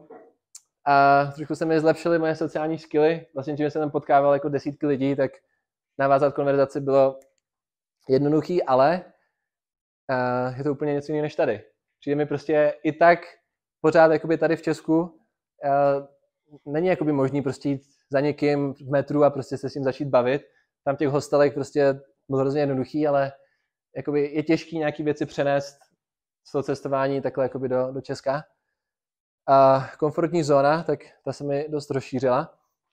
45 stupňů, 20-hodinový jízdy autobusem, prostě horko, špatné jídlo, hlad, záchod, nezáchod, průjem. Tak jakoby všechno jsem musel nějak jakoby absolvovat. Takže teďka doufám, že si nebudu moc stěžovat. Pokud mě uslyšíte si stěžovat, tak mě napomeňte, protože tak musím vzpomenout, co jsem zažil tady a pak jakoby spousta věcí jsou takové maličkosti. Udělal jsem si kamarády všude po světě, takže teďka pokud budu potřebovat nějaký názor na nějaký problém, tak můžu zavolat kamarádovi prostě na Blízký východ nebo kamarádovi do Kanady a je to prostě zajímavý v tom, že vlastně ten svět má jakoby víc perspektiv, tak teďka mám dosah víc těm perspektivám. A meditace, tak jsem znovu objevil sílu meditace. Hodně hodin jsem tam vlastně nějak strávil meditací a pořád to dělám. Problémy jsou tvořeny pouze naší hlavou a s tím souhlasím a to se snažím připomínat si, že když mě něco stresuje, tak si uvědomím, že spoustu toho prostě si vymýšlím jenom já, nebo že jsou lidi, kteří mají prostě reální problémy. A to nevím, proč mám v angličtině, ale že lidi jsou jakoby hodní, že když teďka čtu BBC, CNN, Seznam, iDnes, tak si prostě myslím, že za chvilku bude konec světa, že nás AI prostě převezme, že lidi vraždí, lidi jsou prostě špatný, všude jsou války ve světě. A tady jakoby neříkám, že ano, války tady jsou, je spousta špatných lidí, ale prostě drtivá většina lidí jsou prostě jako hodný. Neměl jsem ani jednu negativní zkušenost, měl jsem stovky pozitivních zkušeností, takže jakoby z mýho hlediska je svět ještě v pořádku a taková ta mašinérie, co nás denně masíruje tady těma věcma, jakože samozřejmě je potřeba se nějak zajímat, co se děje ve světě, ale nějaké věci třeba jakoby beru z rezervou. No a to je všechno a teď se můžete ptát. Tak děkuji za pozornost.